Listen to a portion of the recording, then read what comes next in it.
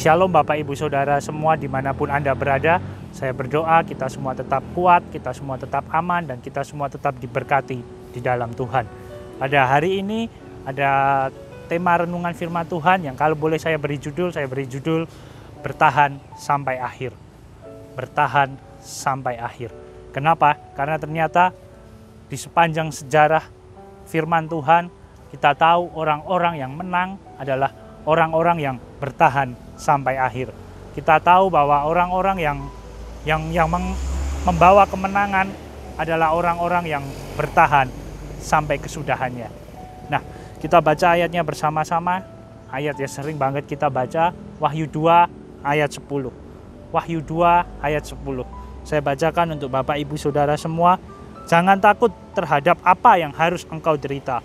Sesungguhnya iblis akan melemparkan beberapa orang dari antaramu ke dalam penjara supaya kamu dicobai dan kamu akan beroleh kesusahan selama 10 hari.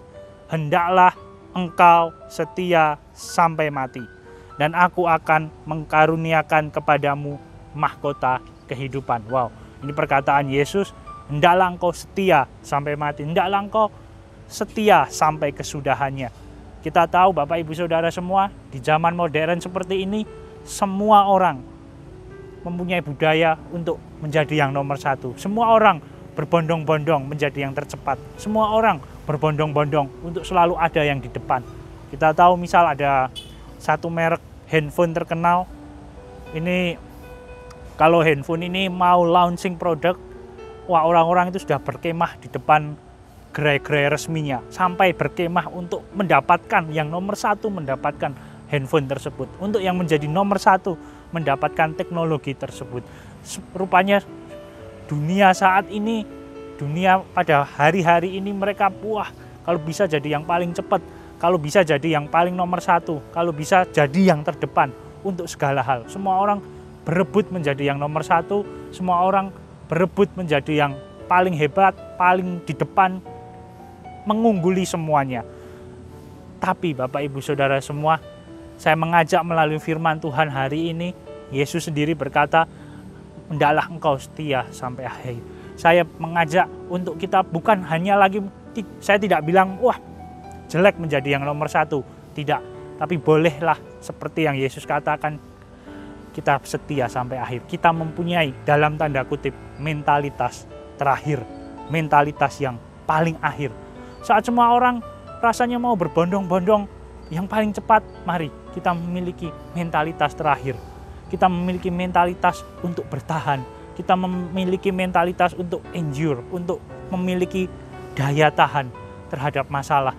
Saat masalah datang dengan budaya yang serba cepat seperti ini, saat goncangan datang, saya percaya banyak dari kita, rasanya generasi muda seperti saya rasanya pingin meninggalkan masalah itu dengan cepat, pingin cari jalan dengan cepat, pingin cari solusi dengan cepat.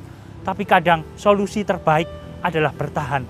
Solusi yang terbaik adalah tetap ada di situ, sabar menunggu waktunya Tuhan, tetap menunggu, bertahan sampai ke akhirnya. Karena saya percaya badai pasti berlalu. Badai pasti berlalu saat kita mau setia di dalam proses. Yesus sendiri di ayat ini kan dikatakan, jangan takut terhadap apa yang harus engkau derita. Di Wahyu 2 tersebut, perkataan kalimat pertama, jangan takut terhadap apa yang harus engkau derita. Tapi siapa yang setia sampai mati, dia akan beroleh kehidupan. Siapa yang bisa bertahan di masa sulit seperti ini, siapa yang bisa bertahan di dalam masa-masa susah seperti ini, dia yang akan menjadi pemenang. Dia yang akan memperoleh mahkota kehidupan. Oleh sebab itu Bapak Ibu Saudara semua, saya mengajak kita semua untuk dalam tanda kutip memiliki mentalitas terakhir. Saat semua orang meninggalkan pekerjaan yang ada, saya berharap Bapak Ibu Saudara semua bisa tetap bertahan. Saat semua orang meninggalkan pelayanan karena dirasa sulit, saya mengajak Bapak Ibu Saudara semua untuk memiliki mentalitas terakhir. Orang yang paling terakhir meninggalkan komitmennya. Orang yang paling terakhir meninggalkan apapun yang dia punya. Saat hubungan menjadi sulit, saat hubungan menjadi susah, banyak orang akan, aku yang mau pertama kali ninggalin, aku yang mau paling cepat ninggalin. Tapi saya mengajak Bapak Ibu Saudara semua, saat hal-hal menjadi susah, bertahanlah sampai kesudahannya. Milikilah mentalitas yang terakhir. Saat semua orang mau meninggalkan sebuah apapun itu, pelayanan, pekerjaan, hubungan, relationship dengan teman, dengan saudara, dengan suami, dengan istri, dengan anak, dengan orang tua, apapun itu, milikilah mentalitas terakhir. Milikilah mentalitas bertahan, karena badai pasti berlalu, karena kesulitan pasti berlalu. Yesus berkata, janganlah takut terhadap apa yang akan engkau derita. Berapa banyak kali, Tuhan, aku sudah berkesusahan, aku sudah menabur Tuhan, aku sudah menabur Tuhan, tapi mana tuaiannya? Tapi mana hasil panennya Tuhan? Aku sudah menabur, wah rasanya aku sudah bekerja keras tapi belum dapat apa-apa. Padahal apa yang kita tabur, apa yang kita tuai. Bapak Ibu Saudara semua, seringkali kita lupa antara menabur dan menuai ada proses menunggu. Antara menabur dan panen ada proses menunggu. Di proses menunggu inilah seringkali kita semua gagal. Seringkali kita semua tidak mau mengikuti proses menunggu ini. Apalagi generasi saya ya, maksudnya generasi yang muda ini, generasi saya ke bawah ini kan pinginnya cepet. Wah, kalau bisa bekerja setahun, gaji sudah tinggi. Bekerja setahun, wah rasanya wah sudah harus berhasil, sekian tahun sudah harus berhasil. Tapi Bapak Ibu Saudara semua, kita melupakan proses menunggu. Saya terinspirasi ya. Semalam saya nonton sebuah acara TV streaming di handphone saya. Jadi ini media luar negeri, dia meliput kehidupan seorang penjual jajanan pasar di Jogja. Bayangkan ini TV berbayar dari Amerika, dia meliput seorang penjual jajanan di Jogja. Usia ibu ini sudah 70-an tahun dan dia berkata, aku sudah membuat jajanan pasar selama 60 tahun dengan cara yang tradisional, dengan cara yang old fashion, dengan cara yang lama. Setiap hari dia harus bangun jam setengah 12 malam sampai jam 7 pagi dia harus menyiapkan segalanya. Bayangkan dia nggak mau pakai teknologi, dia nggak mau pakai mesin pencetak mie, dia nggak mau pakai mesin parut kelapa karena dia berkata teksturnya akan berbeda, hasilnya akan berbeda, aromanya akan berbeda. Sehingga ibu ini tahu yang namanya proses, ibu ini tahu yang namanya menunggu.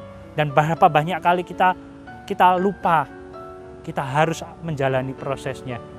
Di kehidupan kami orang-orang muda, kalau pacaran, wah rasanya pingin cepet-cepet. Tapi percayalah, menunggu adalah proses yang paling hebat. Menunggu adalah proses yang paling benar. Saya sempat sharing sama rekan-rekan muda, kalau kita nggak mau menunggu, itu seperti panen sebelum waktunya. Hasilnya akan pahit, buahnya nggak akan empuk, dan itu akan mengacaukan segalanya. Oleh sebab itu Bapak Ibu Saudara semua, kalau kita sudah menabur, jangan kesusu, jangan tergesa-gesa untuk menuai. Menunggu, bersabarlah, setialah sampai akhir. Karena kita tahu kita akan menuai panenan yang luar biasa. Ada satu ayat lagi yang ingin saya bacakan, 2 Timotius 4 ayat 7. Paulus berkata, aku telah mengakhiri pertandingan yang baik. Aku telah mencapai garis akhir dan aku telah memelihara iman. Ini bukan tentang siapa yang paling cepat mengikut Yesus. Ini bukan siapa yang paling nomor 1 berada di panggung untuk melayani Yesus. Ini bukan tentang yang nomor 1 menjadi yang paling berhasil di hadapan Tuhan. Tapi ini tentang menjaga iman sampai akhir. Ini tentang memelihara iman sampai kesudahannya. Ini tentang bertahan sampai di garis akhir. Saya tutup dengan sebuah kisah yang menggambarkan, saya pikir kisah ini menggambarkan kita di 2020. Saya mau bercerita tentang seorang legenda tinju bernama Muhammad Ali. Jadi pada waktu itu Muhammad Ali, dia melawan namanya petinju ini George Foreman. Foreman. George Foreman ini diprediksi dia akan menang telak, menang KO melawan Muhammad Ali. Karena sebelumnya si George Foreman ini sebelum melawan Muhammad Ali, dia melawan musuhnya Muhammad Ali, yang mana Muhammad Ali kalah. Jadi George Foreman ini dia bisa meng-KO musuh sebelum Muhammad Ali, sehingga semua orang akan melihat, wah ini pasti kalah ini Muhammad Ali melawan orang ini. Muhammad Ali sudah ada di usia yang bukan usia produktif. Semua orang bursa-bursa taruhan, mereka memasang taruhan yang tinggi untuk George Foreman. Dan benar, di sepanjang pertandingan itu sampai 7 ronde, 8 ronde, wah Muhammad Ali ditinju habis-habisan oleh George Foreman. Muhammad Ali dikandangin istilahnya, dikasih di sudut terus. Wah ditinju luar biasa, saya lihat videonya di YouTube. Si Muhammad Ali dia hanya bertahan di pojokan ring. Sampai ronde ke-8 datang, si George Foreman dia merasa dia akan menang, tapi dia kehabisan stamina di ronde ke-8. Di saat itulah momen comeback Muhammad Ali datang. Muhammad Ali dia memukul George Foreman, dan di situ Muhammad Ali menang KO terhadap George Foreman. Apa pesannya? Saya percaya 2020 ini adalah seperti George Foreman. Dia menghantam kita habis-habisan. 2020 ini membuat kita rasanya dikandangin oleh masalah, dikandangin oleh pandemi, dikandangin oleh perjuangan, dikandangin oleh hal-hal yang gak enak. Tapi saya percaya ronde ke-8 pasti akan datang. Asal kita mau menunggu, asal kita mau bersabar, ronde ke-8 pasti datang. Di situ adalah momen kita comeback. Muhammad Ali pada waktu dia melawan George Foreman, saat dia ditinju dia hanya bisa bertahan, dia hanya bilang, "Hey, is all that you have. Apakah ini yang hanya kamu punya? Ayo, pukul aku lagi, pukul aku lagi." Saya berharap kita memiliki mental seperti Muhammad Ali untuk menghadapi 2020 ini. Dan saya percaya seperti yang Yesus katakan, jangan takut, setialah sampai mati, setialah sampai kesudahannya datang. Yesus berkata, setialah dalam hal apapun. Karena Yesus berkata, dia memberikan damai sejahtera bagi kita. Dan mari kita semua berdoa. Tuhan, terima kasih Tuhan buat firman-Mu pada hari ini. Tuhan, kami percaya Tuhan, bersama Engkau Tuhan, Engkau memberikan kami endurance, Engkau memberikan kami daya tahan untuk menghadapi masalah Tuhan. Kami percaya Tuhan, masalah boleh datang, derita boleh datang, tapi seperti kata-Mu Tuhan, Engkau berkata kepada kami, jangan takut.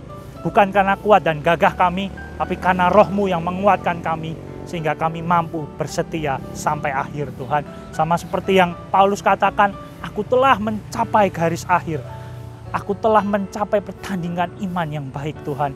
Kami percaya Tuhan, biarlah kami terus berproses di dalam Engkau. Dan sampai nanti akhirnya kami bisa berkata, Tuhan, karena Engkau kami berhasil memelihara iman. Karena Engkau kami berhasil menuruti perintah-perintah-Mu Tuhan. Terima kasih Tuhan, terima kasih Yesus. Lindungi kami semua yang ada Tuhan. Berkati kami semua Tuhan. Berikan kami daya tahan, berikan kami kesetiaan Tuhan, berikan kami kasih karunia-Mu untuk menjalani 2020 ini Tuhan. Dan kami percaya Tuhan, sama seperti Muhammad Ali Tuhan, kami percaya Tuhan, berikan kami kemampuan untuk bersabar, berikan kami kemampuan untuk menunggu sedikit lebih lama lagi Tuhan.